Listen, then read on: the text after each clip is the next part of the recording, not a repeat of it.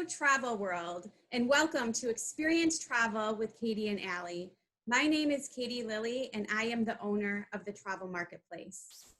And I'm Allie Schultz, expert travel consultant with the Travel Marketplace. Today we're going to experience travel with Viking Cruises, Tom Trundle. Hi, Tom. Hi, guys. Happy Tuesday. It's great to be here, and yeah, I'm very excited to be able to join you. I appreciate the opportunity. Well, we're glad to have you here today. And can you tell everybody, can you introduce yourself, Tom, to everybody and tell them a little bit about Viking Cruises? Absolutely. So as introduced, my name is Tom Trundle. I am an account manager here at Viking Cruises, effectively a business development manager, and I work with our travel partners to help them with the business, and that means that I help our guests have the best experience through their travel agent partners. Viking has been in the industry for, this will be our 23rd year. We started in the rivers in Russia with 4 small ships and expanded to a large ocean and river, as well as these new expedition ships. And the exciting thing that I'm very excited to bring to the table today is we're going to talk a little bit about our new Mississippi itinerary. So yeah, I'm very, very happy to be here. Yes, and we're very excited to hear about the new itineraries coming out for the Mississippi River. Can you tell everybody a little bit about what they can expect when Viking does release their new ship for the Mississippi River, and maybe some of the inclusions that they'll receive? Yeah, absolutely. So all of our itineraries, or new ones, are going to be released in 2022 that are specific to the Mississippi, as well as I'll just touch on it briefly here, our expedition sailings and our Great Lakes sailings, as well as we're also going to the Galapagos. But the Mississippi, we decided, and I think it's a good time to do it, is because a lot of our guests are going to want to stay a little bit closer to home, feel a little bit safer with everything that's going on with traveling. And really, that's what we want to be able to do, is we want to be able to provide a product that is up to Viking standards that we've set on the European rivers, as well as in our ocean ships for the last 5 years, and translate that to the domestic experience. And as far as some of the things like maybe on the ship that might be included, or some of the features they're going to have on this new ship, because I know right now it's actually being designed still, so we don't have pictures to show yet because it's still being built. Well, I've got a couple. Go ahead. I can show you a few. Yeah. Yes, but so one thing that's going to be very unique about this one, which is different from our long ship. So it is, even though it is a river, we'll say river ship, even though, on the Mississippi, we'd like to refer to them as boats. It is closer to our ocean design than it is to our river design. And what I mean by that is the entry-level stateroom is a French balcony. All of our staterooms are are exterior staterooms, so they face outward, looking over the river or the scenery. So what guests can expect from the Mississippi product is the similar amenities that they would get on the ocean and the river product, with all-inclusive meals, unlimited wine and beer at lunch and dinner, but beautiful, elegant staterooms, which we can look at a little bit, starting at the French balcony level, all the way up to what are the equivalent of our Explorer Suites on our other products. And do they, for the Mississippi itineraries, are they also going to be getting one shore excursion per port? That's right. So yes, so Viking has taken a stance to be an all-inclusive product. The idea is that we don't want to nickel and dime our guests. We want them to know exactly what they're going to be paying. So all port taxes and fees are included in this particular product, just like our other ships and destinations. There's an included excursion in every port, with optional ones that are also available if guests would like to enhance their experience or try something new. And the thing that Viking always concentrates on is the focus on the destination. So we work with Local Life, Working World, and Privilege Access. And to touch briefly on those, Local Life means we're going to be, for example, going to the John Deere Pavilion. For the Working World, we may do a tour of the Anheuser-Busch brewery. And for Privilege Access, we may be going to the Westerheim Museum, where we can get behind the scenes, where normal guests that would purchase an admission won't necessarily have that same opportunity. So the Mississippi ship and the Mississippi itineraries have really focused on keeping as close to the product that we have developed with our European long ships, and like I said, the ocean ships. And how many different itineraries are you going to have, and what times a year are you going to be sailing on the Mississippi? No, that's a great question. So right now we have 4 itineraries. We're developing a 5th one for 2023 because we have 3 8-day itineraries and 1 15-day itinerary. And the 15-day itinerary is already sold out, if you can believe that. Wow. So we're adding some additional 15-day itineraries in 2023, but right now we're focusing on the times of year where the Mississippi is actually navigable. Just like European rivers, there are always some issues with water levels which affect our ability to sail. And of course, the time of year is important because, for example, being up in St. Paul in January is probably not going to be as fun as it is maybe being in New Orleans in January. So the 3 8-day itineraries run, for example, our Southern Celebration is December to January. So we'll do that for 2 months. And then when we gain access to the middle part of the Mississippi, which is the heart of the Delta, we'll be doing that in January to June, and then again in the fall. And then the America's Heartland itinerary, which will be the northern part of the country from St. Paul to St. Louis, that'll be from mid-July to mid-October when it's a little bit more temperate to travel during those times. And our big 15-day journey goes all the way from St. Paul to New Orleans or New Orleans to St. Paul. So I did notice that. And one thing that was interesting about when I was looking at the itinerary is my little sister went to college in La Crosse in Wisconsin.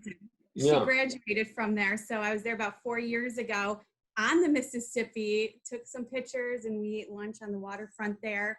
So it's a really cool little town. They have like homemade ice cream shops and things like that. So it's a neat little place to stop. Yeah, the fun thing about the Mississippi, and this is kind of just showing the diversity of, our great country is, we're all united in a lot of ways, but there's so many unique differences in just the geography. I lived in Minnesota for 5 years, and I can tell you that when I left during the winter, it was the right time to go. But the wonderful thing is you are going to experience, Americana in all the different aspects, from Midwestern hospitality to, Southern charm and Cajun and Creole roots. So it's a very neat little itinerary. I mean, you could conceivably do, the 3 different itineraries and not see the same thing, twice. Well, that's good to know. And I also noticed that if somebody wanted to extend on the beginning or end of their cruise, they would be able to do that as well. You have packages for those. Yeah, I think that's also really important, especially, for example, when you think about any sort of travel, international travel or even domestic travel.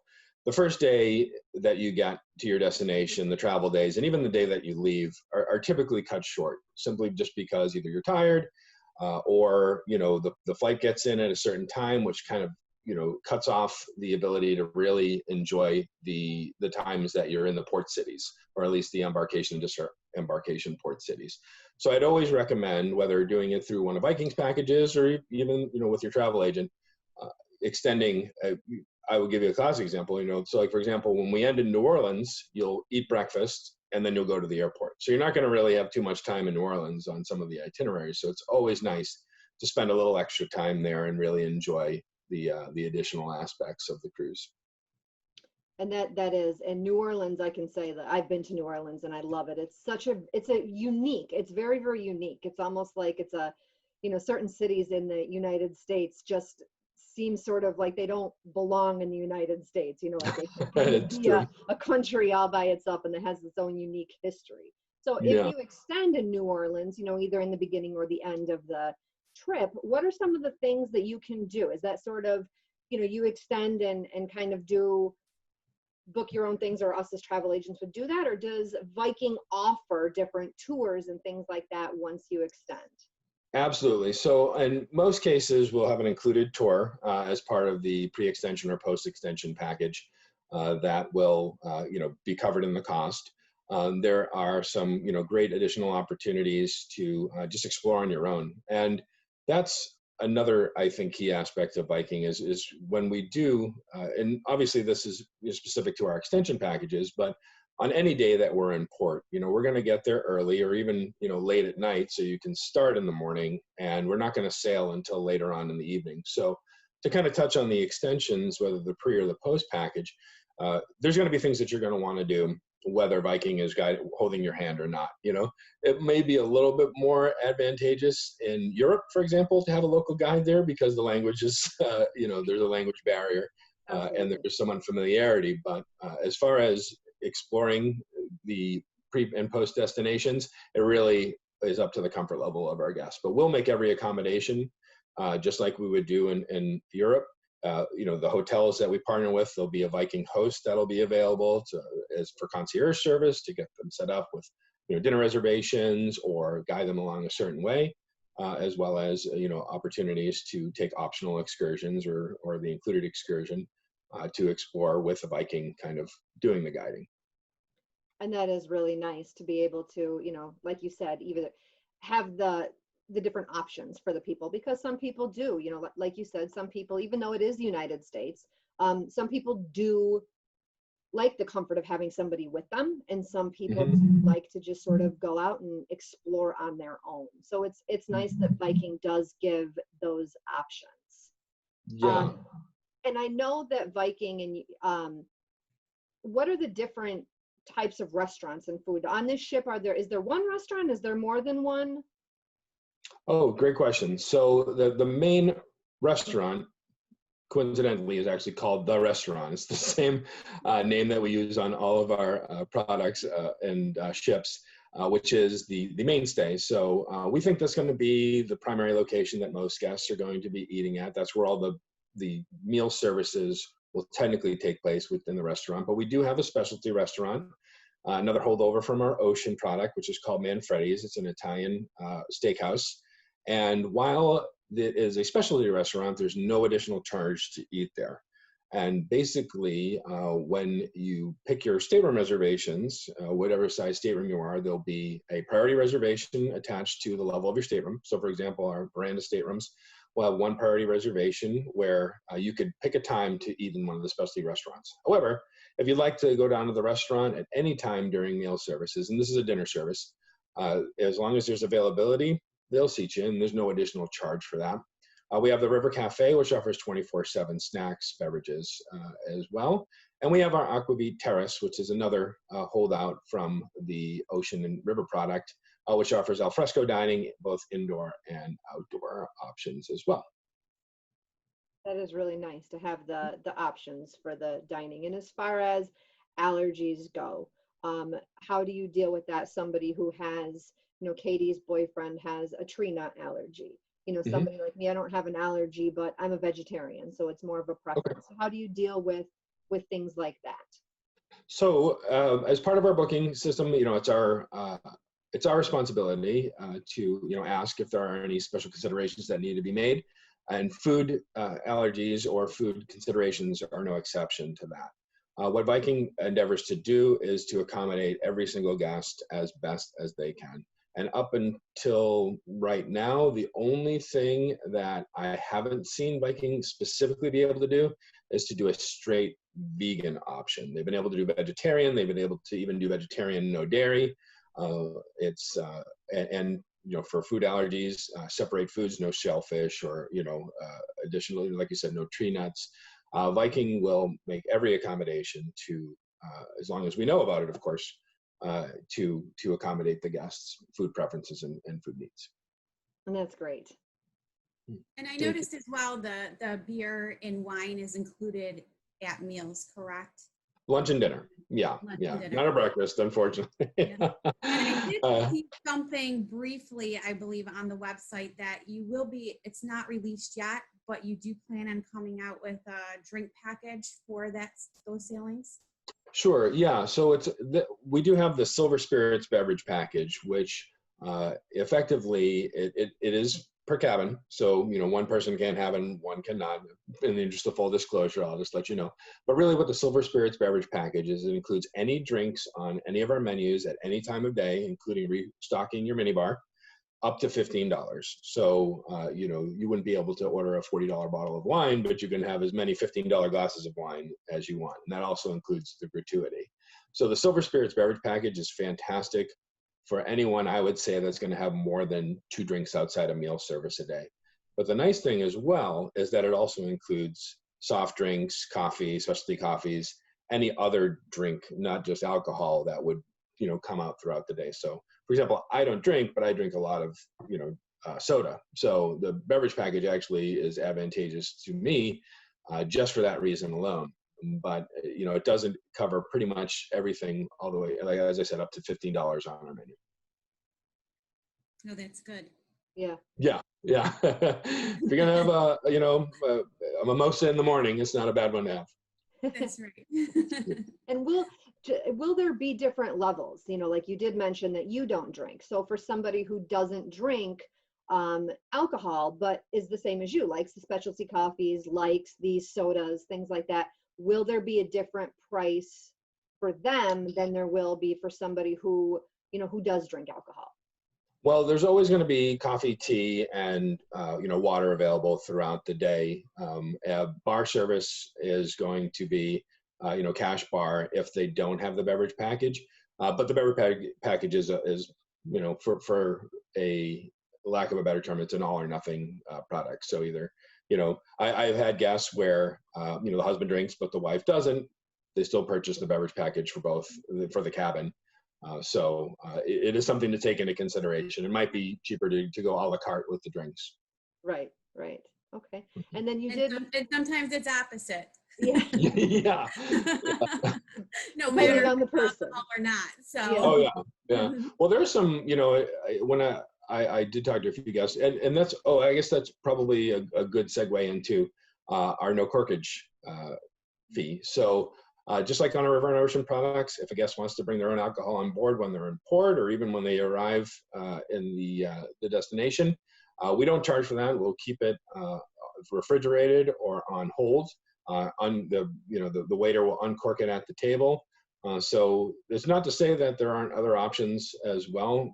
Again, Viking does not want to nickel and dime our guests. So if that is an option, if a certain guest wants to bring in $100 bottle of wine and share it with the table, they certainly can do that. Viking isn't going to charge them to do that. That is a really nice thing that you guys do offer. And I know that you mentioned really briefly, and I just wanted to touch. So bookings for this ship are open right now. So you can reserve a space for the 2022 itineraries, but not the 2023 yet, correct? Or are there some 2023 that are open? As far as I know, the 2023 is in the process of being built. That may be available. Right now, all 2022 itineraries are open, with the limited exception of the 15-day journey just having already sold out. That's what I wanted to say. If people are interested in this, it shows that it's popular and it's already selling out. So yeah, for and this was one of the things that I thought was interesting is Viking had begun this large endeavor, not just Mississippi, but of introducing these new ships and these new itineraries in early January. It started with our expedition ships when we were visiting the Arctic and Antarctic destinations. It later extended into the Galapagos, and then we released the Great Lakes, which I think the Great Lakes is actually an interesting itinerary, not just because it's domestic, but it uses the ships from our expedition. So the expedition ships are going to be actually, when they're not in the polar circles, are actually going to be sailing the Great Lakes. And then we were going to have this big launch party in New Orleans in early April. We were all going to introduce this, beautiful new ship and itineraries. And, obviously the world kind of put a pause on that. So Viking had made these plans for years. So when we see that some of these itineraries are selling out this quickly, it's not because, Viking, just is, Viking just, dropped the curtain and everyone was like, oh, we want to do this.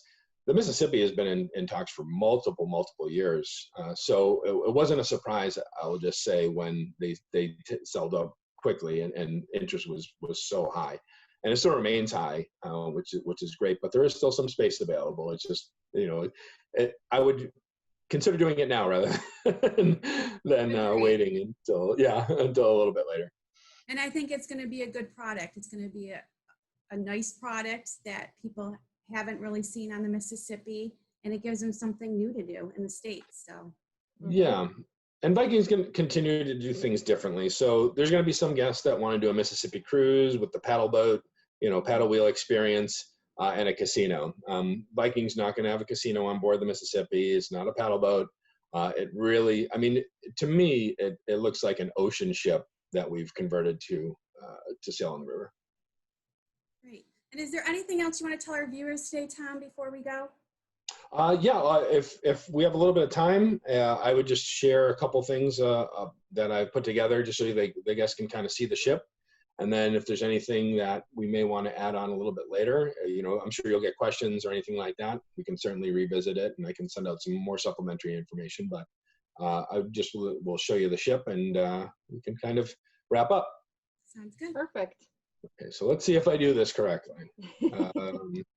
I think you have to enable screen sharing for me. Okay, I know it's always a challenge to do these things. Yeah, yeah.